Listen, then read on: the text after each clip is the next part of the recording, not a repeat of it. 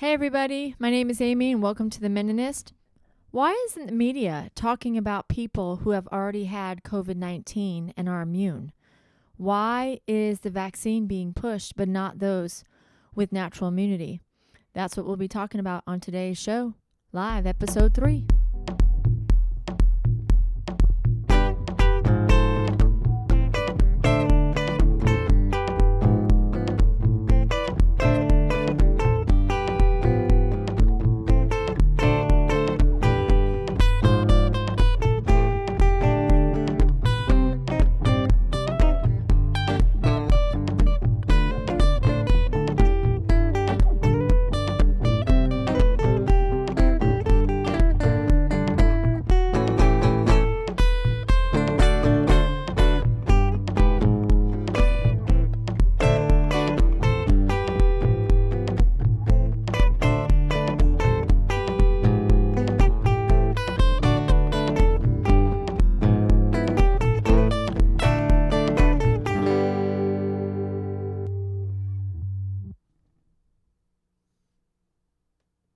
Hey everybody and welcome to today's show.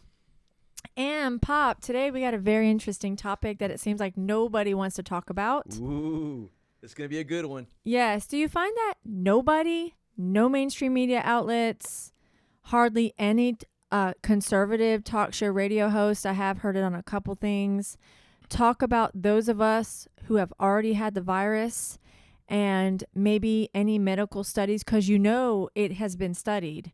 Those of us who have had the virus, do we have natural immunity? And if so, why is the vaccine being pushed on us? Yep. Like I said in episode 1, if you did not watch that, please go back and watch that because we did talk about the vaccine in its entirety. But like I said, if you follow the money, you got to poke those even with natural immunity because we got to get those several million vaccines that were created into the arms of people. It's a scary proposition because we just don't know what this, it seems to be a novel virus with a novel vaccine. We've never gone there before with this technology, this mRNA. We really don't know what it does to the body. Right. I'm hearing today being the 28th of July in the news, Fauci's out there, and there's some scary stuff going on with people that have already been vaccinated. Like, tell me, go through a list. What have you learned? Well, apparently, what have you heard? Apparently, they're getting sick. Okay. And if memory serves me right, it was to the point where the vaccine was supposed to lessen the severity of the COVID virus, COVID-19. But now you've got these Delta variants that are coming out, and they're making people really sick, regardless if you're vaccinated or not. But You're right, Amy, because they're not saying anything about people that were already infected. That's right. With the natural antibodies and the natural immunities. You don't hear anything. They just say that now they're blaming the unvaccinated people for causing this variance to run wild, and that's not what the science is showing, according to what I've heard today. All right, well, let me ask you a random question. When you go get a physical yearly, do they ask you if you want a chickenpox vaccine? No. Why? Because it's pretty much been eradicated. I mean, they'll do the what's that virus that comes from chickenpox? Shingles. Yes. You know, for elderly people. Right. They'll go ahead and ask if you want a shingles vaccine. Although just recently I went for a full physical, which I go every 6 months. Right. And I'm 67 years old, and he only asked me if I wanted. By the way, he doesn't say anything about the flu anymore. 'Cause remember, they used to say, "That's right. Do you want a flu vaccine?" Yes. Well, now they don't even ask for that. The flu doesn't exist anymore. Correct, didn't you know? Correct. Correct. It went in, like a fart in the wind. It's gone.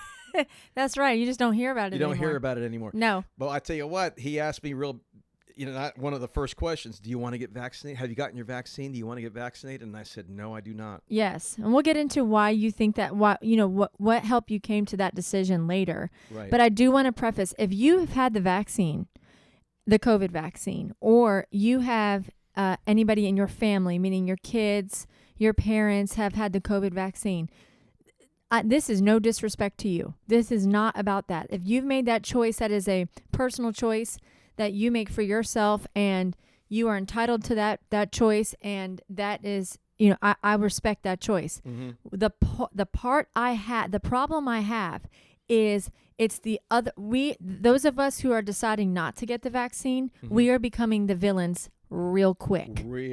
And that's the part I don't like. If I am supposed to respect those who have gotten the vaccine, I want the same respect. Right. And I want medical science to back up my decision just like the other way around. And it does. That's why we're talking about it today. Right. So therefore, I don't want to be the villain. I'm tired of being looked at as the villain. I'm tired of the media not talking about those of us who are making the choice not to make not to get the vaccine for legitimate, medically science-proven, backed reasons. Correct. That's the problem I have. And we want to just mention that we're not anti-vaxxers. No. I mean, the vaccines have been proven to be extremely... Right. I mean, smallpox, polio, you had some vaccinations that really saved the population. That's right. And if you go back and listen to episode 1, we talked about that. Like, we did, yeah. You vaccinated me when I was a child. I have all my vaccines, childhood vaccines. My kids have all their childhood vaccines.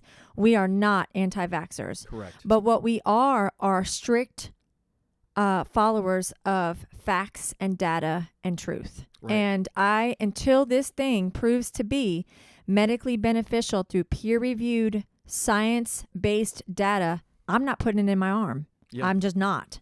And that goes for any medical breakthrough. I'm going to do my research first. Right. The reason why I asked about the chickenpox vaccine is because it is still asked on forms through, if you have a child and you go and get their yearly well check, chickenpox is one of the diseases you have to check off whether they have already had it naturally or if they had the chickenpox vaccine. And once you check the box off that they've had it naturally, they don't ask you if you want the vaccine anymore. So I find that interesting. It's like, why are all the other viruses that have a vaccine, once you check off you've had it naturally, they don't mention the vaccine anymore? So you're proving the science. That's right. But this one, it doesn't matter if you've had it naturally, if you've had it twice, if you've never had it, some people are double vaccinated, which means they've gotten 2 COVID vaccines. Yeah. They're going to push it no matter what. And Right. Again, why? And so that's what we're here to talk about today. It's an awesome topic. It sure going to is. be a topic for discussion, no That's doubt. right. That's right.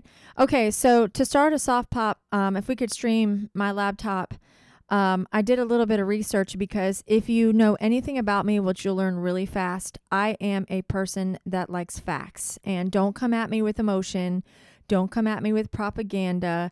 Don't come at me where everybody's doing it, therefore you have to do it. I'm the antithesis of that. No. Right. I want to know science, and I want to see peer-reviewed medical facts that prove what the media is saying is true. Otherwise, to me, it's one huge false narrative. Gotcha. And I'm not going to poke myself with a false narrative. Mm-hmm. So I want to know the science. So I did some research, and I found some interesting things. And what I find most interesting about this research is this is medically proven data that is completely silent. It's like crickets in the media. Boy, you hear Delta variant, you hear everybody needs the vaccine, you need it now. Again, we're hearing grandma's going to die, people are going to die, the variant. But what I'm not hearing is, wait a minute, if you've had it, you might want to, if you've had COVID-19 and you have recovered, you might want to consider this. That's not what I'm hearing. Are you? I'm not hearing that at all. That is absolutely crickets. Crickets. You don't hear anything about this. Crickets. Okay, let's show this first website. Let's wait for it to pull up here. There's a little bit of a lag in our internet, in our interwebs. Let's see if I can get it to pull up here. Well, I'll talk about it while it's pulling up. Okay. Okay, so this was a study done by, the Washington. Are we at Harvard? Which one? Washington School of Medicine. All right, I'll do that one first. All right, the Washington University School of Medicine in St. Louis. I'm guessing that if you're a School of Medicine, like you probably have done some studies and have some data to back up your studies. Otherwise, you wouldn't publish it, I'm guessing. You could see the date. So it's this year, May 24th, 2021. And basically what they wanted to know is, does having the natural COVID-19 virus, meaning you got it by being exposed to someone with it and you became symptomatic and you went and got a COVID test and it tested positive. Uh-huh. Okay. When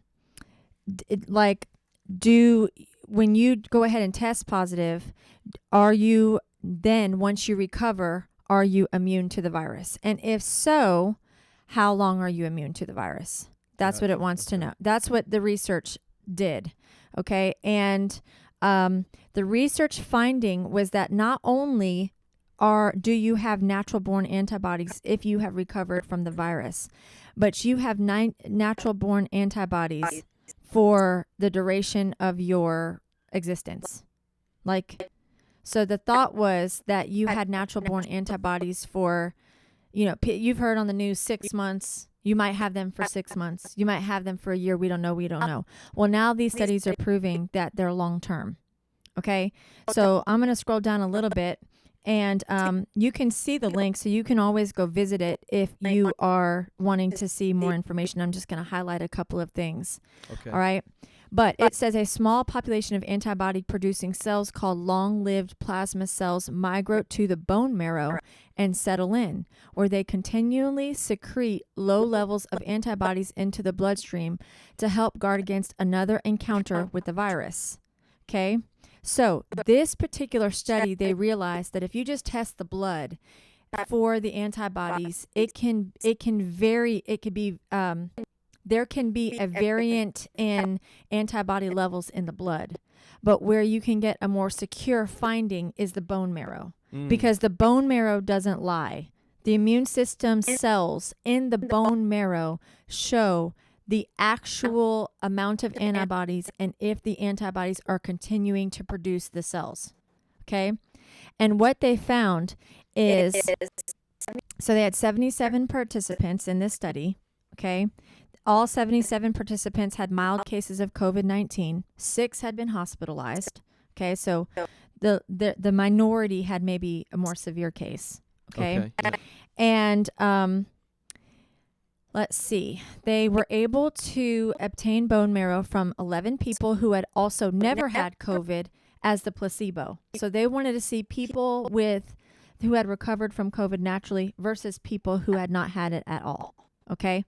So that they could get a more accurate response. Okay? Yep. So what they showed was, as expected, antibody levels in the blood of the COVID-19 participants dropped quickly in the first few months after infection. We have heard that when right after it, you have really, really, really strong antibodies. But then as time goes on, the antibodies kind of level off, right?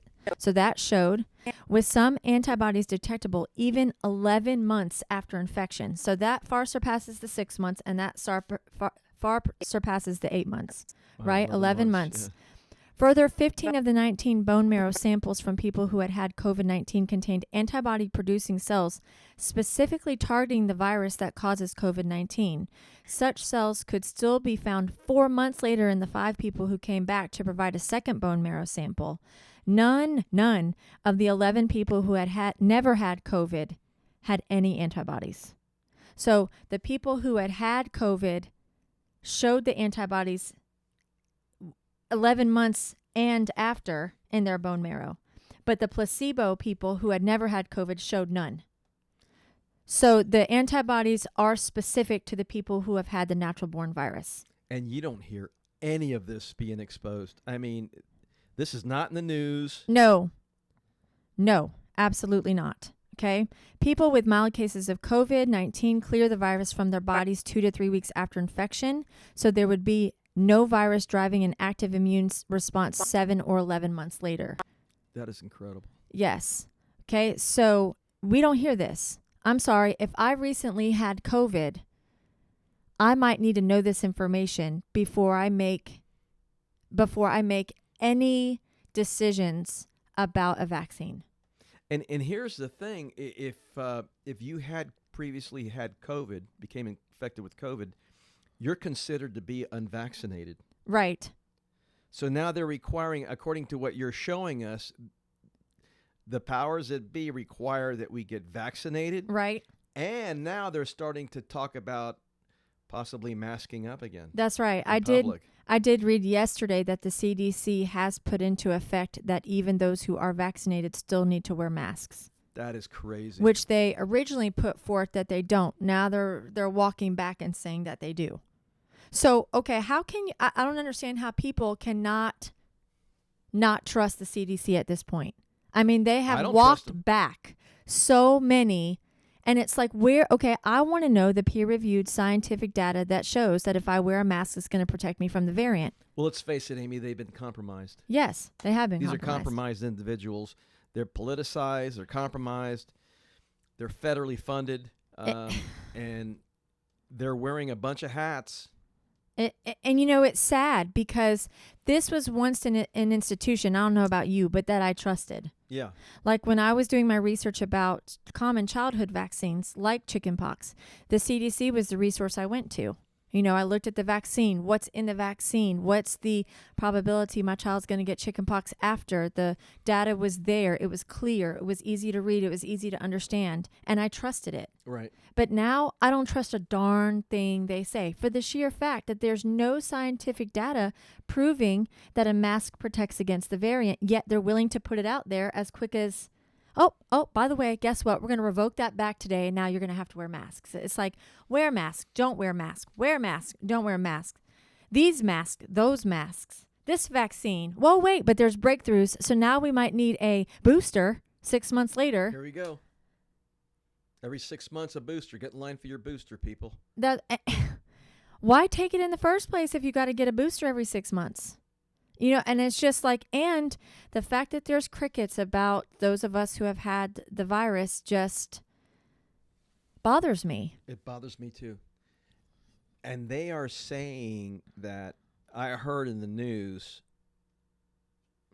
and by the way, you got to watch what news yes you're actually looking at. That's and right. Listening to. So anyway, they were saying that Israel was 80% vaccinated, and they have got a major outbreak right now of COVID-19 upon the vaccinated people. So you're going to have to ask yourself a question like, why is that taking place? What's That's going right. on there? You got something else you're bringing up? Yes. Let's go back to your laptop. Okay, so this is a second study. I do like to at least bring two, because I feel like if there are two studies that say basically the same thing, then the data is a little bit more accurate than if I just pull up a random, study. Mm-hmm. So this is from the NIH. Some people agree with the NIH. Some people disagree with the NIH.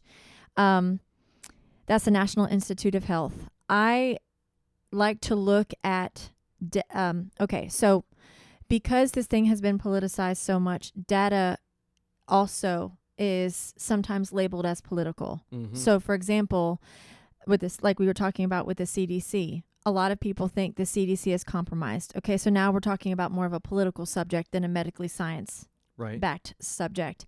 Well, sometimes people will say, well, studies are political. And so the people who funded the studies, for example, might have an agenda, something like that. So I like to pull up studies from multiple sources because if it says the same thing, but it comes from sources that people might say are more left-leaning or more right-leaning. But if it says the same thing, then then I don't have a bias. See what I mean? So you always want to try to pull from, whenever you're pulling information, you always want to try to pull information with a non-bias lens. Okay, so the NIH, a lot of times conservatives will disagree with it. So when I went there, I wanted to see what they said. Okay. And interesting, they had an article produced in January of 26th of 2021. So we're talking about 6 months ago. Okay, so it is a little older. That talks about they did the same thing, except they studied more blood than they did the bone marrow. I think the bone marrow is more new of a study than the blood. Okay. And so They decided that they were going to look at the immune system of people who recovered. You can see in this little box here. Okay, this is kind of at a glance of what the article says, but people who recovered from COVID-19, and what they're saying, what the study revealed overall, had durable memories of the virus up to 8 months after infection. Thus, it backs up what we were saying, right, from the last article. Okay, let's see. They tested blood, and they tested the blood proteins in this article to see about immunity. And they tested a little bit more people, which I like to see. The more people who have been tested, in my humble opinion, the deeper the study. There are 200 people tested. Bone marrow is a little bit more evasive, so it makes sense that they studied less people. In case you want to know that, if it's a more invasive procedure, they can't always get people to sign up for it. Right. But blood's pretty. They it's just not draw the blood. right. That's right. Right. Okay. Study it. Yeah. Okay. About 50% provided blood samples at more than one time after infection. 40% had been recovered for more than 6 months, and there has to be a time period for which you're recovered, so you don't actively carry the COVID disease, so that you show antibodies.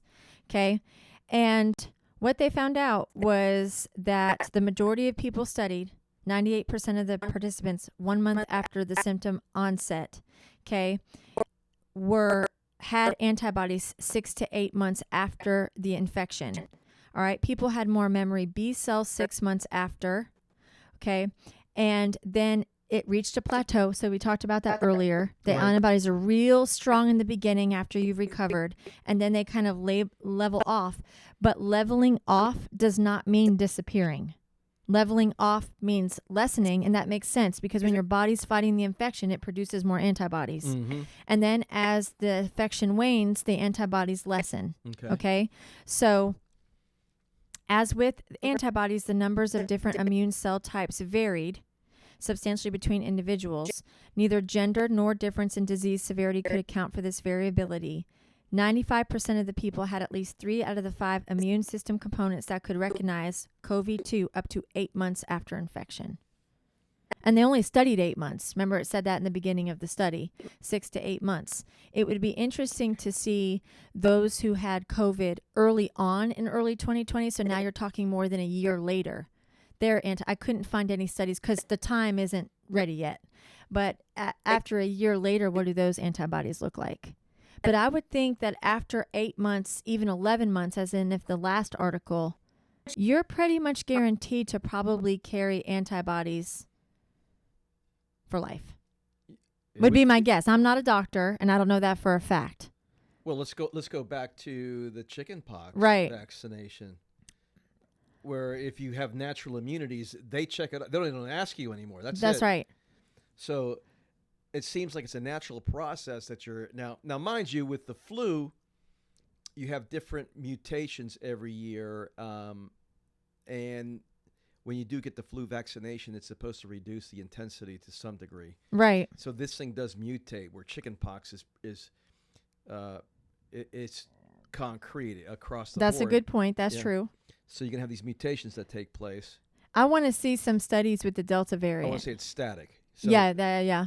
So where a lot of these is dynamic. So they constantly change and mutate and what have you.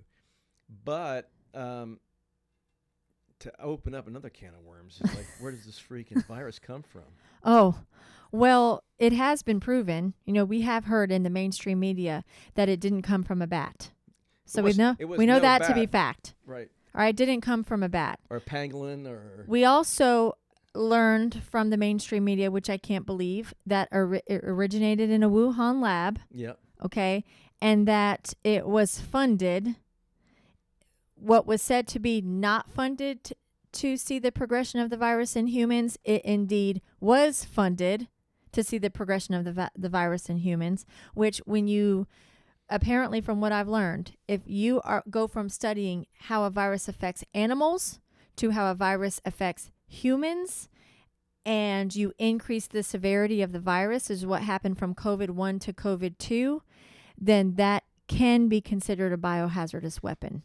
Well, think about this, because I heard that at one point in time they found the spike protein, which they inserted into this virus that was able to make the virus transferable to from human to human. Okay. And from animal to human. Originally animal to human, then human to human. So that spike protein, they even have it, they got a nomenclature for it. So it's got a number to it that they go ahead and that number is now inserted into, or that spike protein is inserted into the virus, which now infects humans. Ah, okay. So And how did that spike protein come in? it was generated. It was actually developed. It was developed out of a lab. Now, why would a doctor or medical people need to develop a spike protein? What would be the reason?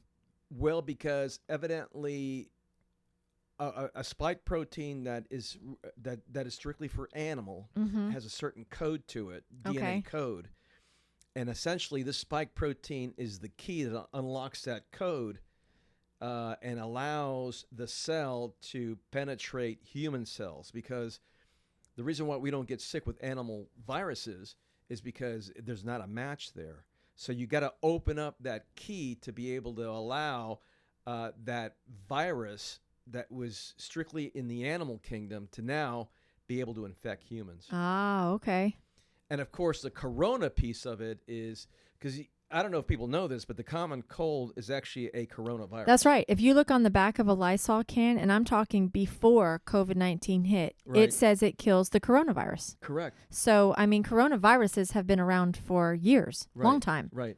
You're right. The common cold is a coronavirus. So how contagious, let me ask you, how contagious is the common cold? It's pretty contagious. Very contagious. If one family member gets it, usually it goes throughout the whole family, right? It happens in my house. Right. So the contagion part is actually the corona That's virus. Right. And then you add, and then they're able to somehow manipulate the infection of the lower lungs. Right. So that's also a piece of it. That's right. The SARS piece of it. Right. Where it's respiratory. So it was obviously manipulated. Obviously.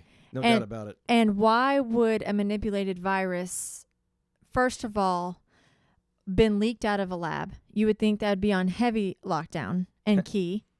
Heavy. Why was Wuhan... Well, I've got a theory, but that's for another day. Yes. Why was Wuhan partying? You can go look this up. This is on... I mean, you can go look this up. Why were they partying 3 months after the virus hit the United States without masks on in large groups?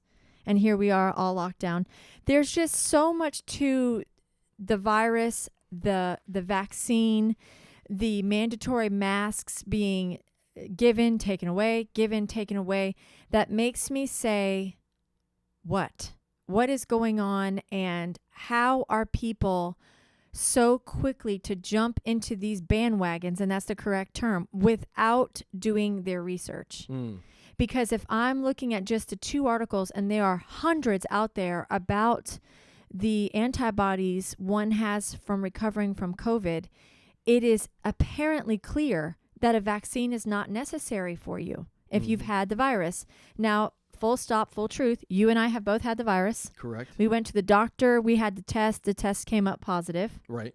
Okay, we had it less than a year ago. Right. So we are still in, according to the research and the testing that's been done, we are still in the antibody window. Right. Right? Because the max amount of time we've seen is 11 months. Mm-hmm. Okay? So why would we rush out and get a vaccine that has not been approved by the CDC? I don't see a reason to. And the FDA. Why would we do that? And that's another topic, Amy, because not only are you dealing with an mRNA, brand new novel vaccine that nobody knows anything about, really, and you're trusting in the so-called professionals that this thing is going to be safe, but you've got therapeutics. And that's a whole nother topic, because did you take therapeutics when you had? I did. So did I.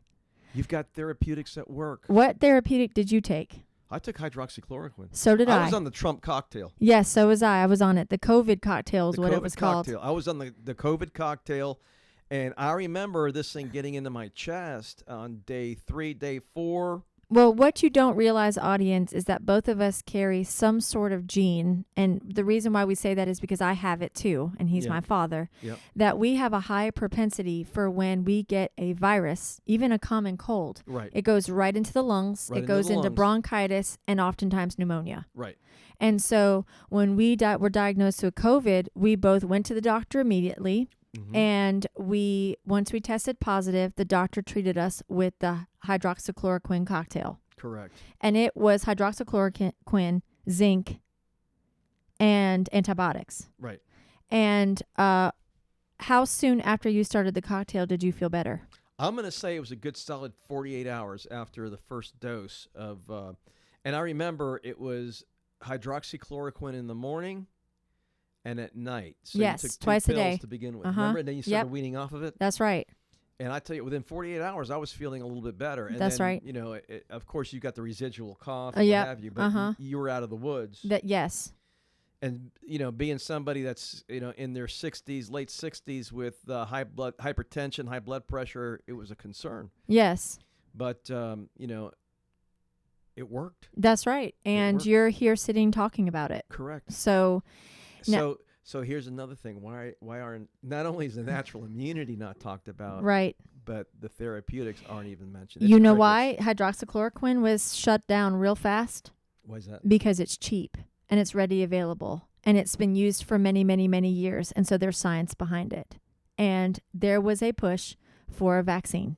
And you cannot, if you are making billions off a vaccine, but you would only make hundreds off of a medication, Like you always said, follow the money. why would you push a cheap medication that's a cure-all? My goodness. It's just so incredibly unbelievable to me. Yeah.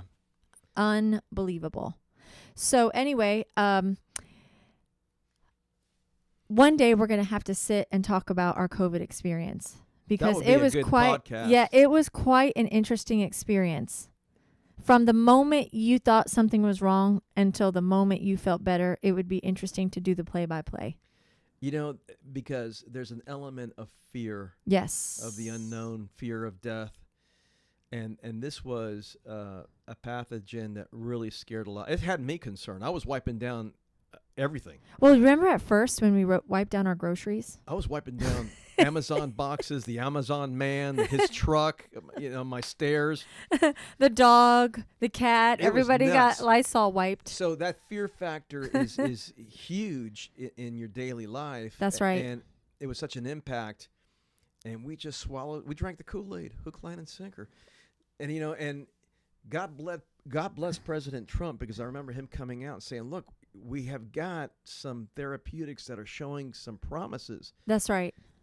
And Fauci shut them down. Well, let me tell you something. I remember watching the newscast. I'll say this boldly on camera, and I mean it with every word. I am not a doctor, but I am a patient, and I am a mom. Well said. And you know what? If you are a medical doctor and you did not give your patients hydroxychloroquine or any therapeutic because of political reasonings, shame on you. Shame on you. Shame on you. I Shame can't on even you. imagine denying my child, somebody I love and care for, something because of political reasons. To me, it's the same. If I come to you sick, I expect you to give me whatever you can to help make me feel better. Shame on And you. if you denied your patients, shame on you. That's right. Karma, you know what they say. Yep, Karma is a witch, except they use a different term, and it's the truth. it is. Shame on you. Thank God we have a doctor here who did his research. He has a degree in virology, so he has been eyeballs on this thing from day one and treated all of his patients with, if necessary, the hydroxychloroquine cocktail. Yep. We are Thank so God. thankful for him. Thank God. Yes. I believed it saved your life. I believe it did. I believe you could have died Yep. because of your propensity and your age. Exactly right. Yes, Yep. It 100%. He was a lifesaver.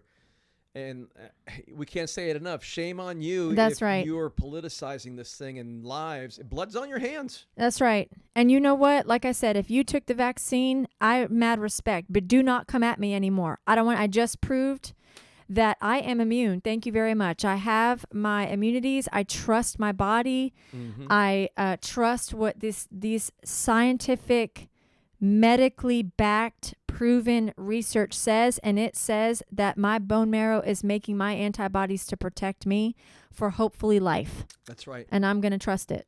And not only that, you eat well. That's right. You exercise. And that's a whole nother podcast we need to do. Yeah, that's right. That's right. Because that's not spoken about in the media at all. Oh, they'll put a 500-pound lady on Vogue magazine with body positivity, a morbidly obese woman in a bikini shouting body positivity. But shame on you if you talk about exercising and getting vitamin D and taking vitamins to try to help your health. That's right. Shame on you. There It's are like so many things you can do. That's right. In this day and age. And it's been proven science. It's proven science That's that right. vitamin D deficiency is detrimental to your health. Well, I would encourage you, look it up. Look it up. Most of the people who have died of COVID-19 have had a severe deficiency in vitamin D. Yep. Look it up. And morbidly obese. Yep. With hypertension. Yep. That is the top-notch people who are passing away. And there, of course, there are your anomalies. There Yep. are healthy people who have died. I'm not saying there's not. True. There are your anomalies. But most, if you look at the data, It's a people who have died, generalization. Yep. yes, it's morbidly obese and Right. people who are vitamin D deficient, which means they don't go outside. Right. They're inside And of course, people. the elderly need to protect themselves. That's right. If you're compromised in any way, you need to be careful. That's right. And if your choice is to take the vaccine, by all means, but I would encourage you to do thorough research on both angles, natural immunity and the vaccine, before you make your decision. I think that's responsible of everybody. That wraps us up. That wraps us up. All right. That was all a right. good one. That was a good one. We're getting better at this. And by the way, my pop wrote that intro theme song. Isn't it great? It's got like a... That's a little I Love Lucy thing. I like the little Latina little... Yeah. Look at the Puerto Rican in you. Hey, it's half of me, that's for sure. Well, God bless y'all. God bless thank you. you. For listening. Thank you for listening. Have a great week. Bye. We'll see you next week.